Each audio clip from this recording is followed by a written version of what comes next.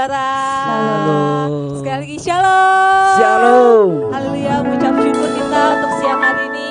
Tuhan selalu baik di dalam hidup kita. Dia memberikan kita kekuatan, kesehatan untuk kita dapat memuji Tuhan pada siang hari ini. Sebelum kita memuji Tuhan, kita mau berdoa terlebih dahulu. Tuhan, terima kasih Tuhan, kami mengucap syukur buat segala kebaikan-Mu, penyertaan-Mu bagi setiap kami ya Tuhan. Kau memberikan kami Tuhan kesehatan, kekuatan Tuhan untuk kami dapat datang Tuhan ke dalam hadirat untuk memuji dan menyembah-Mu lebih lagi ya Tuhan. Kami percaya Tuhan siang hari ini Tuhan Kau hadir di tengah-tengah kami ya Tuhan. Kau yang menjamah kami Tuhan, Kau yang melawat setiap kami ya Tuhan. Biar hadirat-Mu boleh turun atas setiap kami ya Tuhan. Terima kasih Tuhan, terpujilah nama-Mu. Hanya dalam nama-Mu kami telah berdoa dan mengucap syukur. Haleluya. Shalom. Haleluya. Kita memuji Tuhan lebih lagi. Amin. Saya undang Bapak Ibu Saudara untuk bangkit berdiri. Kita mau menyatakan bahwa kita telah dibebaskan oleh kuasa darah.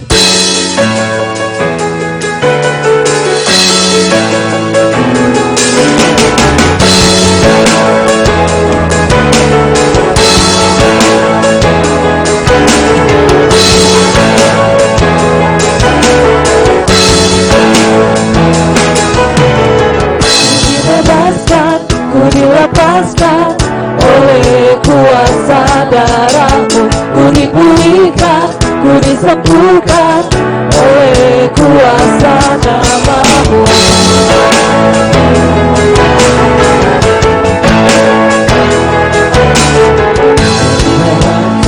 Ku dilepaskan oleh kuasa darah-Mu. Ku dipulihkan, ku disembuhkan oleh kuasa nama-Mu. Sekarang hatiku bersuka dalam nama-Mu,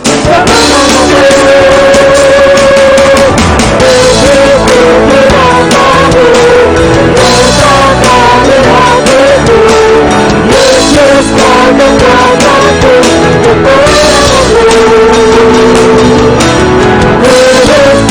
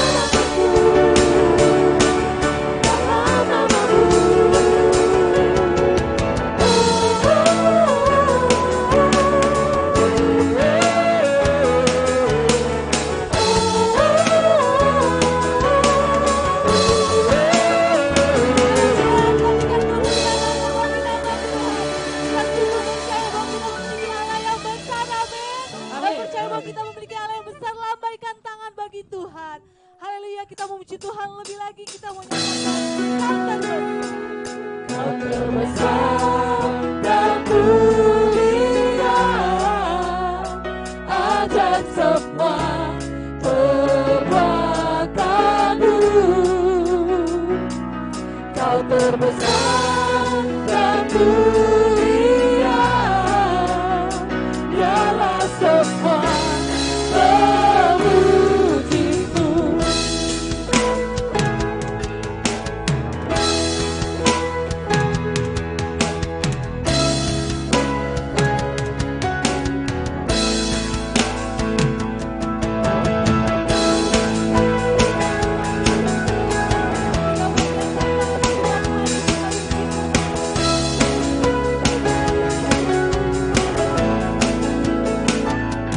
Senang hati aku memuji, senang jiwaku bernyanyi, karena rohmu ada dalamku, Tuhan. Ku angkat tanganku memuji, ku angkat suara dan bernyanyi, karena rohmu ada dalamku, Tuhan. Mari menari memuji, ungkapkan sukacita di hati. Kau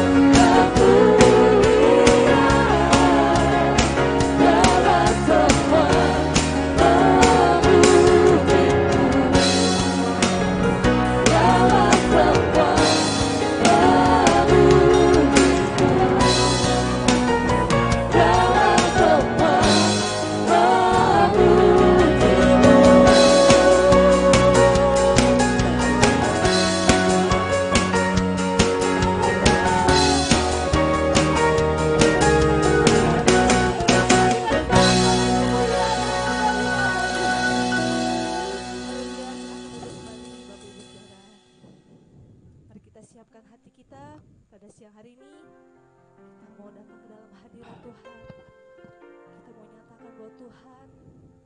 Kau sungguh baik di dalam hidup kami ya Tuhan. Kami sungguh bersyukur ya Tuhan, karena kami memiliki Allah yang seperti Engkau. Kau yang tidak pernah meninggalkan setiap kami. Kau yang menyediakan Tuhan jalan-Mu bagi setiap kami ya Tuhan. Terima kasih Tuhan.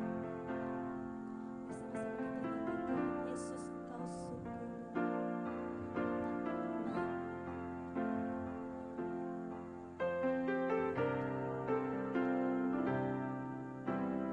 Yesus, Kau sungguh baik. Yesus, namamu indah. Yesus, ku cinta Kau selalu. Ku tinggikan, ku agungkan selamanya.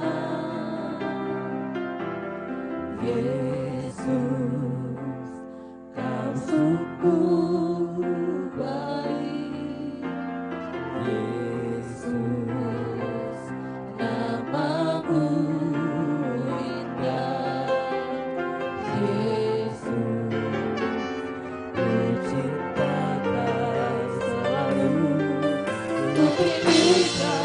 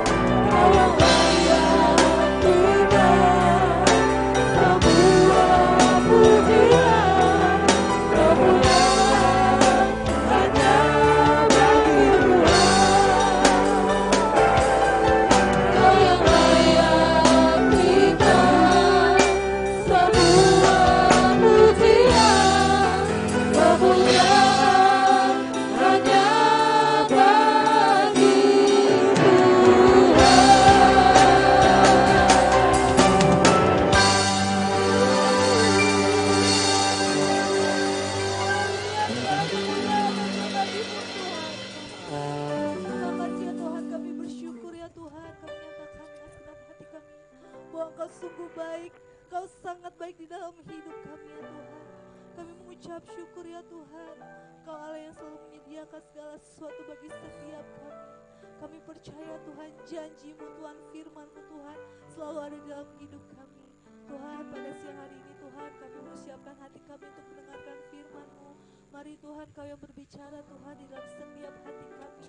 Apa yang harus kami lakukan ya Tuhan. Mari Tuhan, Kau yang menuntun setiap kami ya Tuhan. Biarlah firman-Mu boleh terjadi Tuhan, boleh tergenapi dalam setiap hidup kami.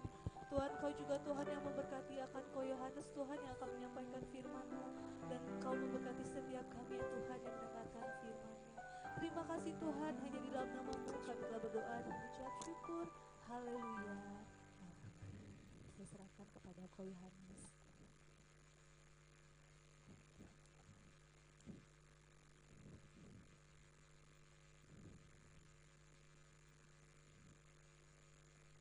Shalom saudara. Shalom. Saudara merasa diberkati Tuhan pada siang hari ini? Amin. Haleluya. Siang hari ini kita akan berbicara mengenai sesuatu saudara yang mungkin dekat dengan kehidupan kita ya.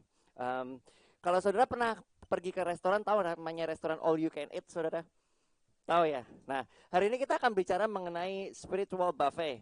Spiritual buffet ini artinya merupakan kalau kita terjemahkan secara literal, itu adalah hidangan dari sorga. Tetapi ini berbicara bagaimana Tuhan ini, siapa yang tahu kalau kita ini nanti akan ada namanya pesta kawin anak domba.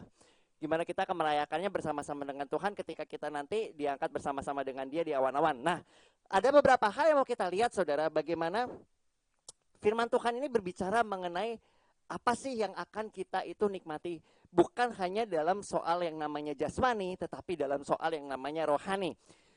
Kalau kita lihat saudara bagaimana firman Tuhan berbicara di dalam kitab Yohanes 6 ayat yang ke-35 seperti ini. Kata Yesus kepada mereka, "Akulah roti hidup. Barang siapa datang kepadaku, ia tidak akan lapar lagi, dan barang siapa percaya kepadaku, ia tidak akan haus lagi." Jadi kalau saudara lihat bagaimana di sini, siapa sih yang pernah ke restoran all you can eat? Gak ada yang pernah ya saudara, cuma saya doang. Oh, Niko pernah. Yang lainnya gak ada yang pernah saudara. Saudara kalau lihat di sana kan gak cuma saudara menemukan satu jenis makanan, benar gak saudara? Tetapi berbagai jenis makanan. Nah, di sini kita akan melihat beberapa jenis makanan saudara, bukan secara jasmani, tetapi secara rohani, dan fungsi dari makanan tersebut dalam kehidupan kita. Sama seperti kalau saudara makan makanan jasmani, itu memiliki fungsi, benar ya? Nutrisi yang berbeda dari setiap makanan, baik itu makanan, minuman, atau buah-buahan ya. Dan di sini kita mau melihat apakah yang menjadi makanan rohani yang dalam kehidupan kita itu Tuhan berikan dan fungsinya dalam kehidupan kerohanian kita. Yang pertama tadi kita lihat bagaimana roti kita dapatkan, firman Tuhan menyatakan di Yohanes 6 ayat 35, "Akulah roti hidup, barang siapa datang kepadaku ia tidak akan lapar lagi." Dan kalau kita lihat ayat yang sebelumnya saudara, di ayat 27 sampai 29 Tuhan Yesus berbicara seperti ini.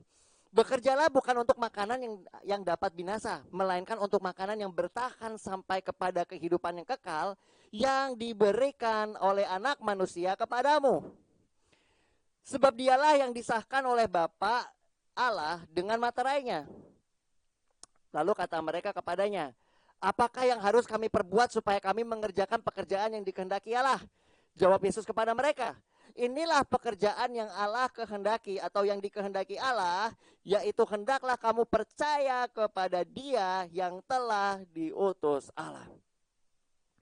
Ketika kita melihat sini, kita lihat saudara bagaimana Tuhan Yesus menyatakan Dia ini ingin supaya semua orang ini bukan bekerja untuk sesuatu yang dapat binasa.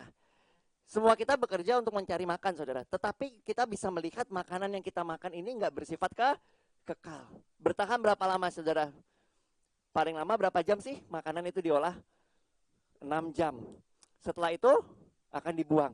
Tetapi kalau misalnya saudara lihat di sini, firman Tuhan menyatakan carilah atau bekerjalah untuk makanan yang bertahan sampai kehidupan yang kekal.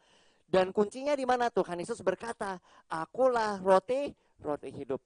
Hal yang menarik, firman Tuhan menyatakan di sini, mereka bertanya kepada Tuhan Yesus, "Apakah yang harus kami kerjakan supaya kami mengerjakan pekerjaan yang dikehendaki Allah?" Dan jawaban Tuhan Yesus, Inilah pekerjaan yang dikehendaki Allah, yaitu hendaklah kamu percaya kepada Dia yang telah diutus Allah. Perkataan ini saudara terdengar mudah untuk kita terutama karena apa?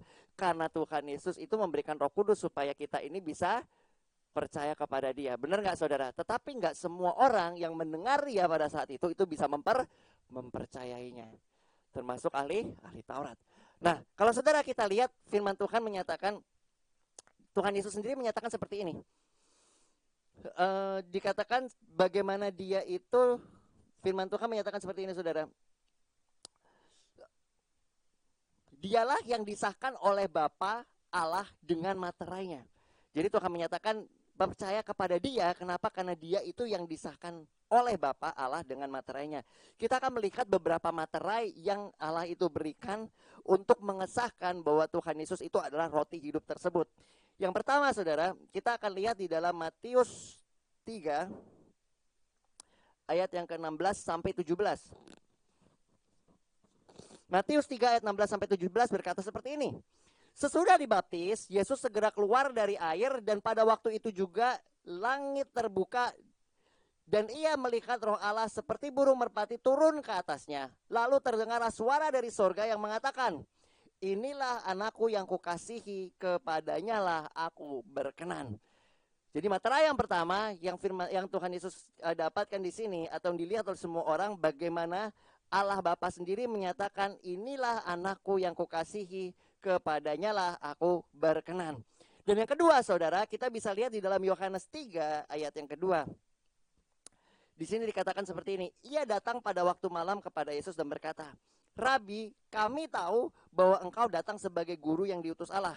Sebab tidak ada seseorang pun yang dapat mengadakan tanda-tanda yang engkau adakan itu jika Allah tidak menyertainya. Yang kedua adalah bagaimana Tuhan Yesus ini dia berkata bahwa apa yang aku lihat dari Bapakku itulah yang aku lakukan. Dan kalau saudara lihat mereka bisa melihat sendiri bagaimana Tuhan Yesus menyembuhkan orang, melepaskan orang daripada setan. Dan juga Tuhan Yesus ini memulihkan orang yang memiliki permasalahan atau kesehatan. Dan yang terakhir saudara, bagaimana dia membangkitkan orang mati. Orang bisa melihat dan orang itu berkata apa? Gak ada seseorang pun yang bisa melakukan hal tersebut kalau Allah tidak menyertainya. Inilah tanda kedua yang dikatakan atau materai yang diberikan. Yang ketiga saudara, bagaimana kita bisa lihat di ayat yang ke-34 masih di Yohanes yang ketiga 34 sampai 36. Dikatakan seperti ini, sebab siapa yang diutus Allah, dialah yang menyampaikan firman Allah. Karena Allah mengaruniakan rohnya dengan tidak terbatas, Bapa mengasihi anak dan Allah telah menyerahkan segala sesuatu kepadanya. Barang siapa percaya kepada anak, ia beroleh hidup yang kekal. Tetapi barang siapa tidak taat kepada anak, ia tidak akan melihat hidup, melainkan murka Allah tetap ada atasnya. Kalau saudara lihat perikopnya, ini yang memberi kesaksian adalah Yohanes Pembaptis. Ketika itu saudara, orang-orang pada bilang sama Yohanes Pembaptis kalau Tuhan Yesus itu sedang membaptis orang-orang. Dan di sini Yohanes Pembaptis menyatakan bagaimana dia, yaitu Tuhan Yesus, adalah dikatakan dia yang diutus oleh Allah. Dan kalau orang itu mempercayai dia, dikatakan barang siapa percaya kepada anak, ia memperoleh hidup yang kekal. Jadi kita bisa lihat saudara bagaimana tiga pernyataan ini merupakan materai yang diberikan Allah kepada Tuhan Yesus. Sehingga dia itu bisa menyatakan aku adalah roti hidup. Barang siapa percaya kepadaku, dia tidak akan lapar lagi. Yang kedua kita akan melihat saudara, tadi kita melihat makanan. Yang kedua kita melihat yang namanya air. Nah air ini fungsinya untuk apa saudara? Menyegarkan kita kalau kita merasa haus atau dahaga. Nah kita bisa melihat firman Tuhan di dalam kitab Yohanes 4 ayat yang ke-13 sampai dengan ke-15. Firman Tuhan berkata seperti ini. Jawab Yesus kepadanya, barang siapa minum air ini, ia akan haus lagi. Tetapi barang siapa minum air yang akan kuberikan kepadanya, ia tidak akan haus untuk selama-lamanya. Sebaliknya air yang akan kuberikan kepadanya akan menjadi mata air di dalam dirinya yang akan terus-menerus memancar sampai kepada kehidupan yang kekal.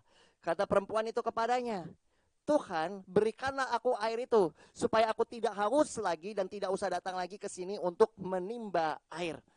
Kalau tadi Tuhan Yesus berbicara jangan bekerja untuk makanan yang tidak kekal. Kalau sekarang Tuhan Yesus berbicara akan memberikan air yang kekal. Dikatakan Sehingga orang itu nggak perlu menimba, orang itu yang wanita yang sedang ingin menimba air itu berkata, berikanlah aku air tersebut sehingga aku nggak perlu capek-capek lagi pergi untuk menimba air. Nah, kita lihat di sini bagaimana Tuhan Yesus ini menyatakan di dalam firman Tuhan ini, dia bilang seperti ini. Air yang akan kuberikan kepadanya akan menjadi mata air di dalam dirinya yang akan terus memancar sampai kepada kehidupan yang kekal. Berarti ini tidak berbicara mengenai air biasa tetapi mengenai air hidup. Nah, kalau saudara lihat di dalam kitab Yesaya yang ke-43, Yesaya 44 ayat yang ketiga. Yesaya 44 ayat ketiga, di sini firman Tuhan berkata seperti ini, saudara. Sebab aku akan mencurahkan air ke atas tanah yang haus dan hujan lebat ke atas tempat yang kering. Aku akan mencurahkan rohku ke atas keturunanmu dan berkatku ke atas anak cucumu. Bagaimanakah cara dikatakan di sini aku akan mencurahkan air ke tanah yang haus? Cara menerima air tersebut, saudara, adalah dengan memiliki kehausan. Pemazmur Daud berkata, saudara, seperti rusa rindu akan sungaimu, demikianlah jiwaku rindu akan engkau. Kehausan yang membuat Tuhan itu mencurahkan airnya. Makanya firman Tuhan berkata, aku akan memberikan hati yang baru kepada umatku. Nah, kalau kita lihat di dalam Wahyu, saudara, Wahyu 22 ayat 17. Di sini dikatakan, roh dan pengantin perempuan itu berkata, marilah, dan barang siapa mendengarnya ia berkata, marilah, dan barang siapa haus hendaklah ia datang, dan barang siapa yang mau hendaklah ia mengambil air kehidupan dengan cuma-cuma. Kalau sekarang saudara kita beli air, berapa sih harganya sekarang? Tergantung di mana belinya ya saudara. Bisa 3.000, 5.000, bahkan 10.000. Bahkan kalau saudara mungkin di bandara internasional bisa mungkin lebih daripada itu. Tapi di sini Tuhan menawarkan air yang hidup, saudara, yang bersumber daripada dia sendiri, dan dikatakan di sini bahwa baiklah ia datang, barang siapa mau hendaklah ia mengambil air kehidupan itu dengan apa, saudara? Cuma-cuma. Hanya satu persyaratan yang Tuhan minta, percaya sama dia dan menerima dia. Sehingga kalau kita melihat di sini, firman Tuhan menyatakan ketika kita memiliki kehausan akan dia, aku akan mencurahkan air hidup tersebut. Yang ketiga, saudara, kita akan melihat di dalam kitab 1 Petrus 2 ayat yang kedua, yaitu susu. Tadi kita udah lihat roti, air, sekarang kita lihat susu, saudara. Firman Tuhan berkata seperti ini. Dan jadilah sama seperti bayi yang baru lahir, yang selalu ingin akan air susu yang murni dan rohani, supaya olehnya kamu bisa bertumbuh dan beroleh keselamatan. Hal yang menarik di sini dikatakan selalu ingin air susu yang murni. Kerinduan Tuhan supaya kita ini mengingini dia itu setiap saat, selalu, saudara. Dan kalau saudara lihat bagaimana bayi yang baru lahir bisa makan apa, saudara? Ada bayi yang baru lahir makan McDonald gitu atau KFC? Nggak ada ya, saudara ya. Dia cuma bisa minum susu. Kenapa? Karena itu yang istilahnya lambungnya dia bisa cerna. Dan firman Tuhan menyatakan supaya kita sama seperti bayi yang baru lahir, yang selalu ingin akan air susu yang murni. Ini berbicara kepada dia, dikatakan supaya olehnya kamu bisa bertumbuh dan beroleh keselamatan. Kalau bayi itu tidak diberikan asupan setiap dia membutuhkannya, saudara, maka dia nggak akan bisa bertumbuh dengan normal, atau istilahnya kekurangan gizi. Dalam kehidupan kita, saudara, ketika kita ini mau mengerti bahwa kita membutuhkan Tuhan setiap saat. Kalau tadi dibilang seperti tanah yang kering, saudara, kalau di sini dikatakan seperti bayi yang baru lahir, yang hanya bisa meminta susu, dan kita hanya bisa istilahnya menggantungkan diri kita kepada Tuhan.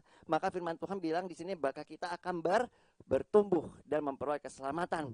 Yang selanjutnya, saudara, yang kita akan lihat adalah anggur, saudara. Nah, di dalam kitab Yesaya 55 ayat 1 dikatakan seperti ini. Ayo, hai semua orang yang haus, marilah dan minumlah air. Dan orang yang tidak mempunyai uang, marilah, terimalah gandum tanpa uang pembayar, dan tanpa bayaran juga anggur dan susu. Jadi ini merupakan invitation atau undangan yang sama. Untuk orang yang haus bisa minum air yang tadi Tuhan berikan. Dan di sini dikatakan untuk orang yang tidak mempunyai uang supaya dia bisa menerima anggur dan susu tanpa bayaran. Tadi susu udah kita bahas, sekarang kita akan bahas anggur saudara. Kalau kita lihat apakah fungsi anggur ini ada di dalam Mazmur 104 ayat yang ke-15. Mazmur 104 ayat 15 berkata seperti ini. Anggur yang menyukakan hati manusia. Sebentar.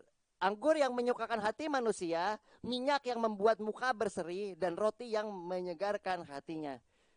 Kalau di dalam Mazmur 104 ayat 15 di sini dikatakan anggur yang apa saudara? Menyukakan hati manusia. Nah, di dalam Hakim-Hakim 9 ayat 13 saudara, di sini dikatakan, tetapi pohon anggur menjawab mereka, masakan aku meninggalkan air anggurku yang menyukakan Allah dan manusia dan pergi melayang ke atas pohon-pohon. Jadi dari dua ayat ini kita bisa melihat bahwa fungsi anggur rohani di sini adalah untuk menyukakan hati kita. Saudara pernah dengar lagu yang berkata, anggur baru tercurah. Anggur baru ini berbicara mengenai Roh Kudus yang menjadi penghibur dan yang menyukakan hati kita. Kenapa? Karena firman Tuhan berkata, Tuhan Yesus berkata, aku akan mengirimkan kau penghibur, yaitu siapa? Roh Kudus, yaitu roh kebenaran yang akan menolong kita dalam segala situasi atau keadaan kita. Yang selanjutnya kita akan lihat saudara adalah buah-buahan. Nah, kita akan lihat di dalam Galatia saudara.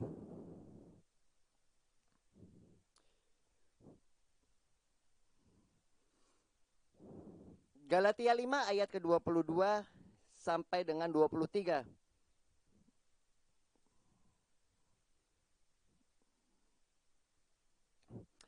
Di sini dikatakan, tetapi buah-buah roh atau buah roh ialah kasih, sukacita, damai sejahtera, kesabaran, kemurahan, kebaikan, kesetiaan, kelembutan, dan penguasaan diri. Dan selanjutnya saudara kalau kita mau lihat ini sebenarnya di perjanjian lama itu juga menggambarkan sesuatu yang serupa saudara, nggak sama tetapi serupa. Di sini di dalam Kidung Agung 2 ayat 3 saudara bisa melihat firman Tuhan menyatakan seperti ini. Seperti pohon apel di antara pohon-pohon di hutan, demikianlah kekasih di antara teruna-teruna. Di bawah naungannya aku ingin duduk dan buahnya manis di langit-langit mulutku. Jadi ini berbicara mengenai persekutuan dengan Tuhan yang membuat kita ini bisa menikmati Tuhan. Di sini dikatakan buah-buahnya manis bagi langit-langit, dan hasil dari buah roh itu dikatakan adalah kasih, sukacita, damai sejahtera, kesabaran, dan yang lain-lain. Itu saudara merupakan hasil dari ketika kita ini melekat kepada Tuhan. Saudara masih ingat lagu Yesus pokok dan kitalah carangnya, tinggallah di dalamnya.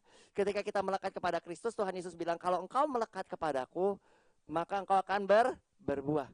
Dan di sini firman Tuhan menyatakan bagaimana Tuhan ingin supaya kita ini memiliki kelekatan kepada Dia. Tuhan Yesus bilang, kalau engkau tidak lekat kepadaku, maka engkau akan menjadi kering. Karena sebuah pohon saudara yang jaringnya itu tidak melekat, maka jaringnya itu tidak mendapatkan asupan makanan dan dia akan menjadi kering dan mati. Dan selanjutnya saudara kita akan melihat di dalam Amsal 23 ayat 13. Ini berbicara soal madu saudara. Firman Tuhan menyatakan seperti ini. Anakku, makanlah madu sebab itu baik, dan tetesan madu manis untuk langit-langit mulutmu. Kalau kita lihat di dalam Mazmur, di dalam kitab Mazmur 19 ayat yang 10 sampai 11 ini berbicara lebih jelas mengenai hal tersebut. Takut akan Tuhan itu murni, tetap ada untuk selama-lamanya. Hukum-hukum Tuhan itu benar, adil semuanya. Lebih indah daripada emas, bahkan daripada emas tua. Lebih manis daripada madu, bahkan daripada tetesan madu dari sarang lebah. Madu yang rohani ini, saudara berbicara mengenai apa? Saudara takut akan Tuhan. Dan saudara bisa melihat yang selanjutnya di dalam kitab Yehezkiel 3 ayat yang ketiga dikatakan seperti ini. Lalu firman-Nya kepadaku, hai anak manusia, makanlah gulungan kitab yang kuberikan kepadamu, dan isilah perutmu dengan itu. Maka aku memakannya, rasanya manis seperti madu di dalam mulutku. Jadi kita bisa melihat bagaimana takut akan Tuhan itu akan menghasilkan apa saudara? Keindahan dalam kehidupan kita, kemanisan dalam kehidupan kita, yang firman Tuhan katakan bahwa itu baik. Kenapa saudara? Karena firman Tuhan menyatakan takut akan Tuhan adalah sumber dari segala hikmat dan pengetahuan. Dan yang terakhir saudara, kita akan lihat firman Tuhan menyatakan di dalam kitab Mazmur 36 ayat 9 sampai dengan 10. Di sini dikatakan seperti ini. Mereka mengenyangkan dirinya dengan lemak di rumahmu, engkau memberi mereka minum dari sungai kesenanganmu, sebab padamu ada sumber hayat, dalam terangmu kami melihat terang. Ketika saya melihat ayat ini, saudara, saya mencoba cari untuk referensi lain, saudara. Jadi saya mencoba untuk melihat, karena terjemahan ini saya kurang terlalu bisa pahami, jadi saya melihat di dalam terjemahan New Living Translation. Kalau saya terjemahkan seperti ini. Engkau, kalau diterjemahkan seperti ini saudara, engkau memberikan makan dari kelimpahan rumahmu, memberikan minum dari sungaimu yang penuh kenikmatan, sebab engkaulah sumber kehidupan, terang yang membuat kami dapat melihat. Tadi kita udah belajar banyak ya saudara ya, ada yang namanya roti, terus ada yang namanya anggur, ada yang namanya air saudara, ada yang namanya susu, terus juga ada yang namanya madu. Dan di sini saudara, hal semua itu dituliskan seperti ini. Engkau yang memberi makan dari kelimpahanmu, memberi minum dari sungaimu yang penuh kenikmatan. Selanjutnya di sini dikatakan, sebab engkaulah sumber kehidupan, terang yang membuat kami dapat melihat. Masih ingat saudara ketika Tuhan Yesus berkata, aku adalah terang dunia. Barang siapa ada di dalam aku, dia akan berada di dalam terang. Dan terang itu yang akan menjadi bercahaya. Makanya Tuhan Yesus berkata, bagaimana barang siapa ada di dalam aku, dia akan menjadi terang. Kamu adalah terang dunia. Kita bisa melihat saudara di sini, bagaimana di dalam Tuhan kita bisa menemukan baik makanan maupun minuman. Lebih daripada itu saudara, kita bisa melihat bahwa apa yang kita temukan dalam Tuhan ini bukan bersifat sementara saja, tetapi bersifat kekal. Kehidupan yang Tuhan berikan dalam kehidupan kita ini saudara, untuk kita bisa menikmati Tuhan dalam kehidupan kita.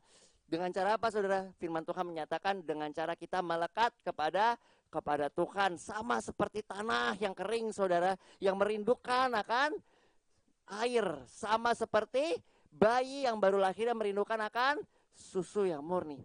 Demikianlah di kehidupan kita saudara. Jikalau kita mengerti bahwa dalam Tuhan kita bisa menemukan apa yang menjadi kebutuhan kita ketika kita melekat kepada Tuhan, dan Tuhan itu akan mengenapi. Kenapa? Karena firman Tuhan berkata bahwa di dalam Dia saudara, kita ini memiliki segala sesuatu. Yaitu apa? Yaitu segala sesuatu yang kita butuhkan, karena segala sesuatu firman Tuhan berkata segala sesuatu diciptakan oleh Dia, dan tanpa Dia nggak ada segala sesuatu pun yang terjadi. Kita mau saudara untuk merenungkan firman ini. Saya akan tutup dalam doa. Tuhan Yesus, kami berterima kasih Tuhan untuk siang hari ini di mana kami bisa mendengar firman-Mu Tuhan, mengenai apa yang telah Engkau sediakan kepada kami Tuhan, baik hal yang jasmani maupun yang rohani Tuhan, karena firman-Mu berkata segala sesuatu yang baik berasal daripada Engkau, Bapa dari segala terang. Kami bersyukur Tuhan karena firman-Mu mengajar Tuhan supaya kami memiliki hati yang haus Tuhan, sama seperti rusa saudara yang merindukan air, sama seperti tanah kering saudara, dan sama seperti Tuhan bayi yang baru lahir yang merindukan susu yang murni. Demikianlah jiwa kami Tuhan haus akan Engkau. Kami berdoa Tuhan supaya Engkau yang akan terus Tuhan memperbaharui kehidupan kami Tuhan, untuk kami semakin dekat dengan Engkau Tuhan, karena kami percaya di dalam Engkau Tuhan kami memiliki segala sesuatu, karena Engkau sumber dari segala sesuatu. Kami berdoa Tuhan supaya Engkau yang akan terus menanamkan atau menuliskan firman-Mu dalam kehidupan kami, dan kami bisa bertumbuh dan berakar di dalam Engkau, supaya kami bisa menghasilkan buah, yaitu buah yang rohani, supaya sukacita kami penuh karena Engkau Tuhan, karena Engkau adalah sumber sukacita kami. Terima kasih Tuhan, Engkau yang akan terus Tuhan membimbing kami Tuhan langkah demi langkah, karena Engkau adalah Allah yang menolong kami Tuhan, dan Engkau adalah gembala kami yang menetapkan langkah-langkah kami Tuhan, karena kami bergantung kepada Engkau dalam kehidupan kami. Terima kasih Tuhan Yesus Kristus, kami berdoa di dalam nama Tuhan Yesus Kristus. Haleluya, amin.